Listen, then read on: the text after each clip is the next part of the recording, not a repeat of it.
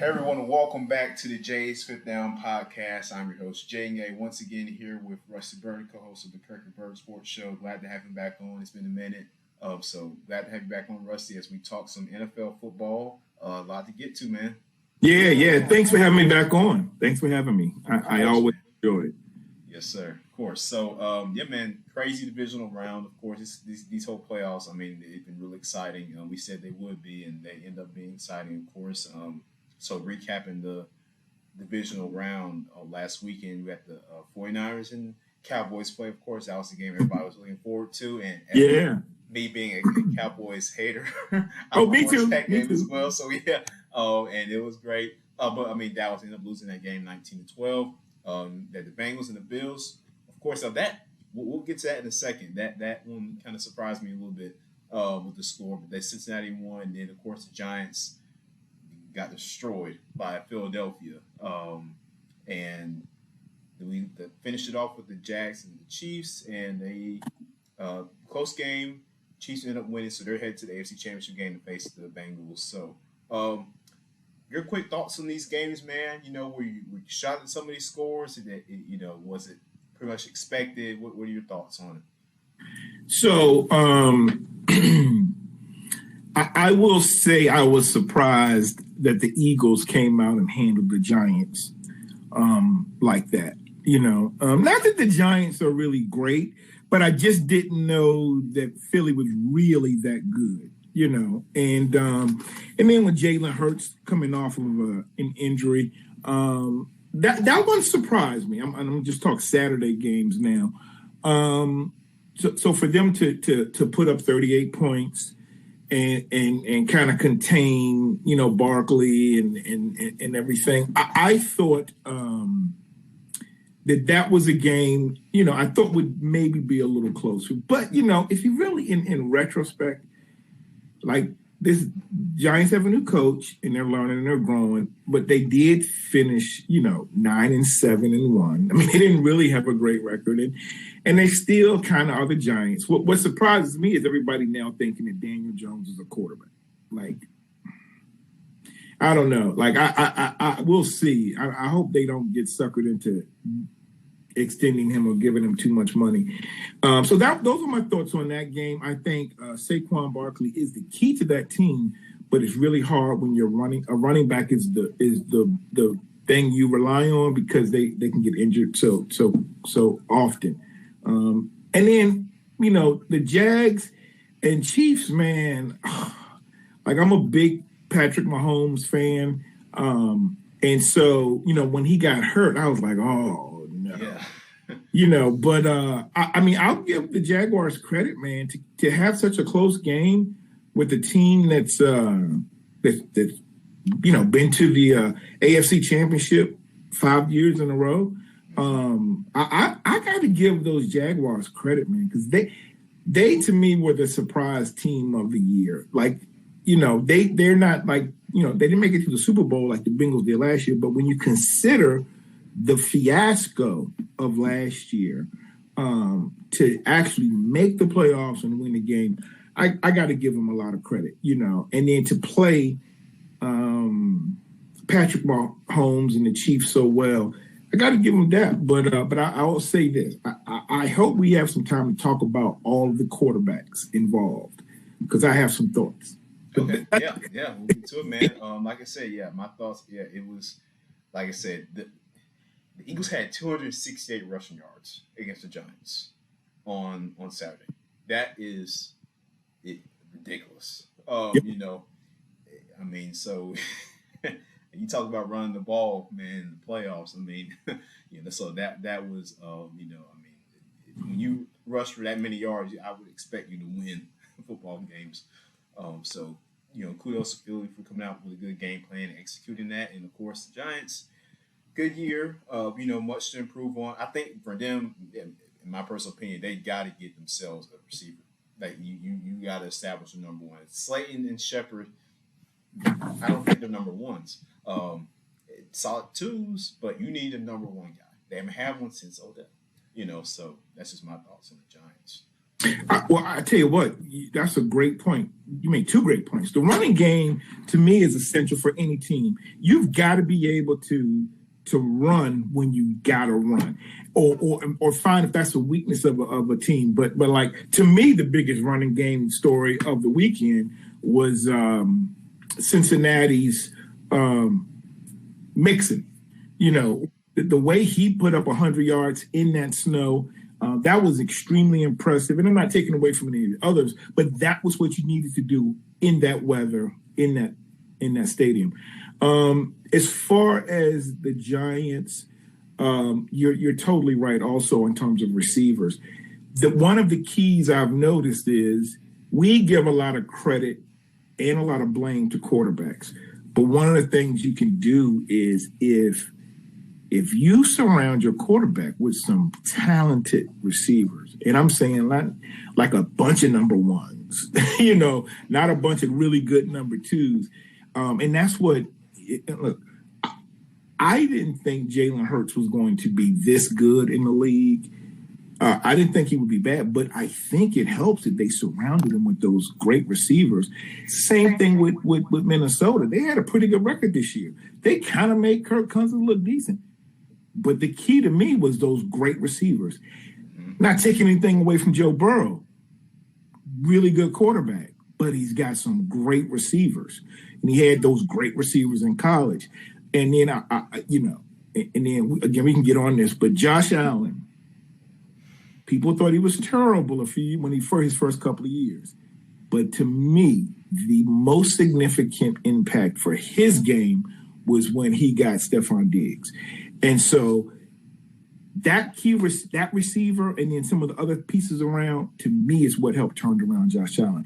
And so I could go on and on with that. And even CeeDee Lamb, you know, he tried with Dallas, and we'll talk about that game, but Dak, you know, had his struggles. But those are my thoughts on those couple of teams from Saturday. If you want to go into next Bengals Bills, I'm happy to roll with you. Yes, well, that was the plan. So moving into Sunday, you know, the two Sunday games we had, of course, were the Bengals and the Bills and the Chiefs. I mean, I'm sorry, not the who else played Sunday? That was the Cowboys and the 49ers. Yeah. But I think a lot of America, man, when you look at the final score of that Bengals and Bills game, a lot of people were shocked, man. You know, they thought the Bills were going to come in. At least they thought it was going to be a shootout, you know, in the snow and all that stuff. But Cincinnati, man, they came in with a plan, run the football, be physical. The offensive line, that was a big question going into the game. Were they going to be able to hold up missing three starters? And I give credit to them. They stepped up and they did good. I don't think Burrow got sacked in that game. I'm not sure he might have got sacked once, but I remember seeing him get sacked. So that's good kudos to them. What are your thoughts on those two games, man? So I think, to me, Cincinnati is a legit good team, and I last year I didn't know. I was like, because they just kind of came out of nowhere and made the Super Bowl, But like, if you track them, like, they have steadily improved under Joe Burrow, and they've secured, like, Joe Burrow could not win that game himself.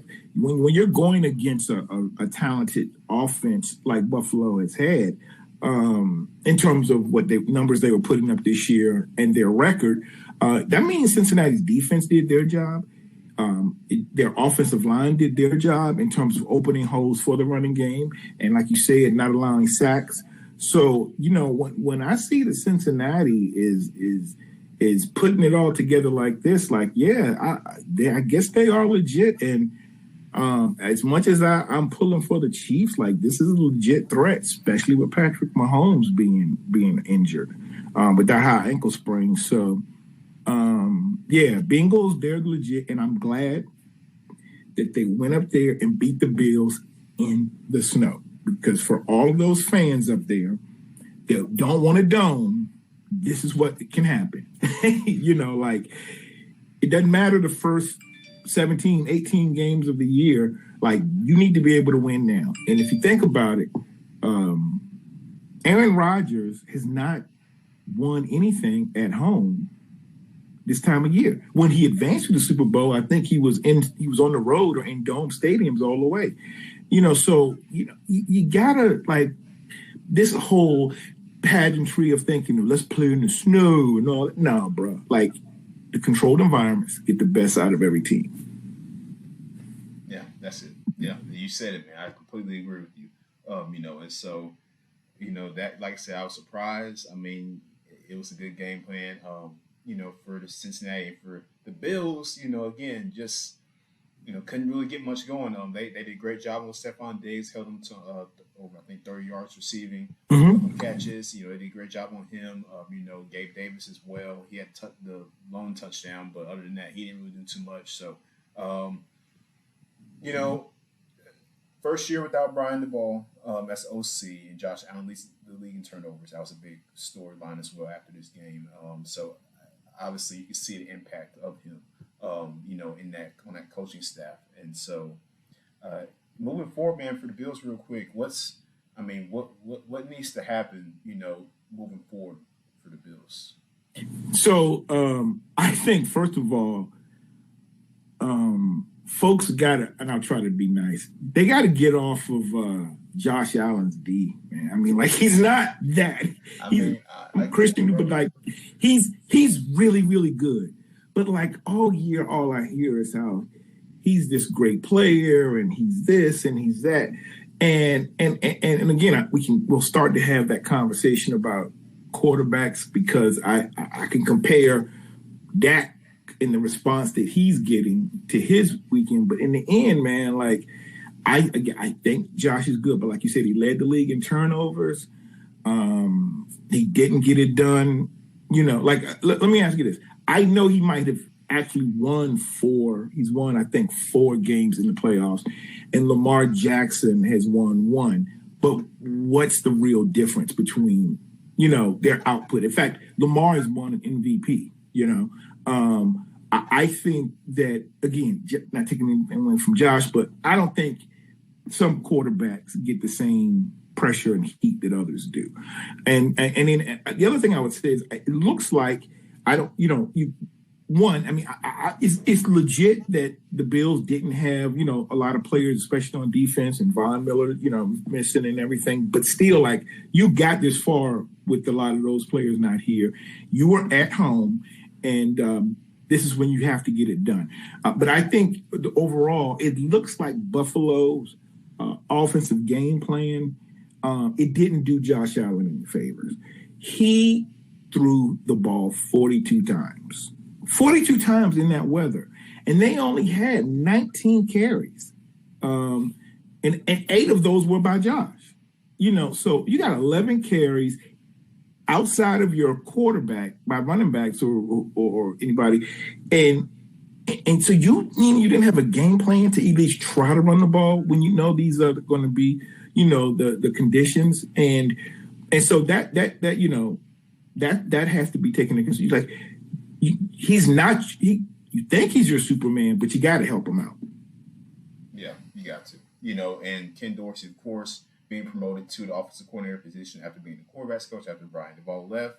And so, game plan wasn't the best. So that's what I'll say about that. But moving on to the Cowboys and the 49ers, the primetime divisional game of the weekend. And so.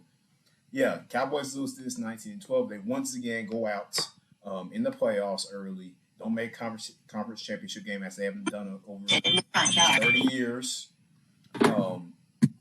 Man, what are your thoughts on this game, man? Like, all right, so a couple. One, I grew up, I might have mentioned this on the show before, a Steelers fan in the 70s, a Bears fan from the 80s on in my life, and I live in the D.C. area. Like, the Redskins, they were actually thinking about building their new stadium right down the street from my house. So I don't like them now, but all saying all those things, I can't stand the Cowboys. Like, I'm actually in a group chat that started maybe 20 years ago by email. Now it's text. Well, half are Cowboy fans and half are like Redskins or anybody but Dallas. Yeah. And so we love giving them a hard time. I don't like Dallas, but I also don't like when Dallas isn't good. To me, it's more fun when they're at least decent and then they break your heart than them just because I feel they're pitiful when they're bad like they were some years ago. You kind of feel sorry for them. But let me just say this. I thought that two things. I don't think Dak played well. That's obvious. That's true. Yeah. But it's a team game, and I think that one of the things that is key for the Cowboys is to have a running attack. That was traditional great Dallas football. Dak is definitely a better quarterback in terms of putting up yards and statistics than Troy Aikman ever was, but we're also in a different, style of play. So that would be natural, but still, like, Dallas is known for having great offensive lines that can move the ball, and you made a huge investment in Ezekiel Elliott, who has been washed up for 3 years. And I think, despite Dak throwing for all those touchdowns last week, like, he's not Aaron Rodgers. He's not, Patrick Mahomes. Like, save him from himself. Like, establish a game plan that will allow them to move the ball and not put him in those situations. All that being said, it's tough to do when you're playing the 49ers and they're a great defense. Yeah, extremely great. And I have to give credit here to Fred Warner as well, man. He played a great game, as always. I think he's the best middle linebacker in the league, linebacker in general. He's just so smart. His intelligence on the field. I think people really undervalue intelligence of football. Yeah, it's just a physical game, but it's just as mental as it is physical. You know that. And so those things like that are important, to have that IQ, to be situational awareness, things of that nature, and so and the 49ers have a lot of players who are like that, which is why their defense is so good and why their offense is so good. Purdy, I mean, he played about a reasonable game. I mean, he managed the game, he got everything done. He struggled early, of course, the pressure and everything, but he got settled in and they did what they had to do, and they played it was a good game plan, So I thought the 49ers came in and played well. And they're moving on to the conference championship game against the Eagles. So, the only thing people are going to care about is if you win. And to me, Dak should not be measured by statistics, whether it's touchdowns thrown or interceptions thrown. Dak is going to be measured by wins. And so that's what he needs to do. Again, I as much as I've hated the Cowboys over the years, I have had players that I like. So I've liked Roger Staubach. I liked who were some of those guys? Tony Dorsett. I even liked Troy Aikman. It's certain players I liked over the years, although I don't like the organization. I don't like Jerry Jones. And the worst are the Cowboy fans who are always unrealistic about their squad. But I think Dak can be the man for that organization if you can get him a running back. Look, the key to football to me in the running game is just fresh young legs. It's a lot of dudes that are bagging groceries right now that could do what Tony Pollard could do. If you give them blocking and you give them a line, like, you just if you, I think the key is being young and fast. Now, if you got more than that and you got great vision and you got some, like that, those are extras. But it's a lot of D1 running backs that if you put them behind that Dallas line, they could do it. That's it, man. You said it. Young, fast, fresh legs, and that's what's it. And Tony Pollard, of course, over 1,000 yards this year, great year, 12 total touchdowns. He had a great season. And so now the worry around Dallas is that they are planning to keep him. But I'm hearing by the franchise tag. I'm not so sure Pollard's going to be down with that. I'm sure he's looking for a contract. So that's going to be interesting to see how that plays out because he is so talented. And I know a lot of teams will be trying to line up to get him if he decides not to accept that tag and be a free agent. So that'll be something to monitor, man. But these two championship games with the AFC and NFC, man, coming up this weekend. Who you got? The 49ers and the Eagles and the Bengals and the Chiefs.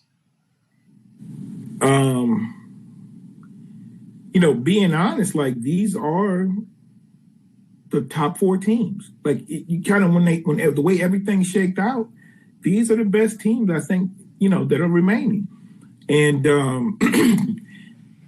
I don't know what any of the spreads or predictions are for these games, but I would say the fact that teams that have the home field advantage. Meaning, so I believe it's the Chiefs have home field over Cincinnati. Yep. And then is the 49ers are at home? No, they're going to be going to That's right. Eagles. They're going. That's right. Duh. I don't know why I was still thinking Dallas. But yeah, so I think that any of these teams, can get it done. I think you got to give right now. I would. So a lot of times stuff does come down to quarterback play, and so I've always okay. Let's just take the 2 quarterbacks in the NFC. Brock Purdy and Jalen Hurts. Brock Purdy, I don't care that he was the last man taken in the draft. If you look at what he did in college, he was a baller. And so the fact is he can run this system, and he has a great offensive coordinator who's not going to put him in a bad position. And they can run the ball in a lot of different ways. But the Eagles, they have a good defense. They have running. They have a quarterback that's good, and they have great receivers. I think it will come down to if Jalen Hurts, if he's not going to be completely healthy, but if he can play reasonably well.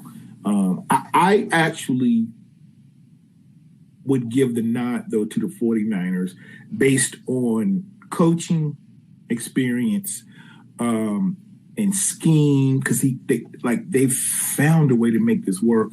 And I love their pickup with McCaffrey. So I would pulling for the Eagles because I've always been a Jalen Hurts fan, but I think the 49ers will probably win this.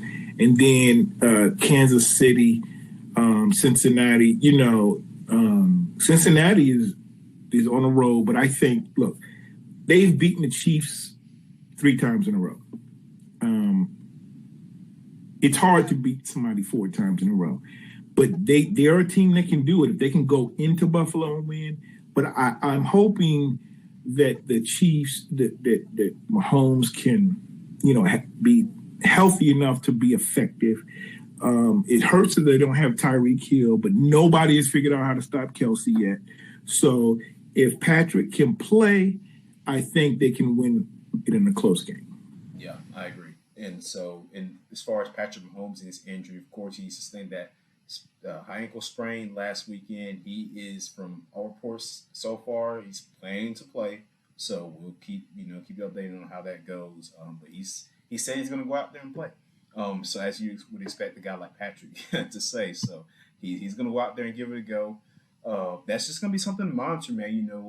Because again, you saw when he came back into the game on Saturday, and how he was just, he was just flat-footed, man in the pocket, still making good throws, but of course he had some, of course, that were out, throughout the picture, and playing a Jacksonville defense that could not figure out how to stop Travis Kelce. So I expect to be a little bit different, with this Bengals defense led by Lou Emerald, and he knows that, like you said, they've won 3 times against the Chiefs in a row, so he knows Kelce and these different things. So that's just an interesting matchup right there with Andy Reid and then the Bengals defensive coaching staff. But yeah, man, it's gonna be great. I think I got the 49ers and I got the Bengals in Super Bowl 57 in Arizona. Okay. So and that may be what it will be, but my hope will be that it's Philly and Kansas City. 2 brothers fighting it out, But I really want Patrick Mahomes to really solidify his legacy and win multiple Super Bowls, because I just don't think people realize we're watching Jordan. Like, we're watching one of, if not the greatest quarterbacks that has ever played the game. And so I want him too many people calculate greatness with wins, but wins is not an individual statistic, especially in a game where it's 22 people that are consistently, have something to do offensively and defensively.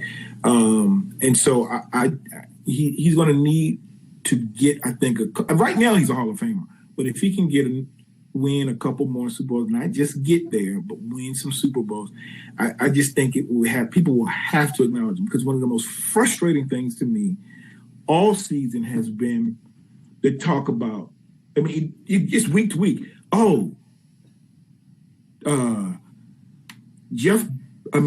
Burrow's the best quarterback in the league. And then the next week they'll be like, Tua is the best quarterback in the league. Right. Josh Allen is the best quarterback in the league.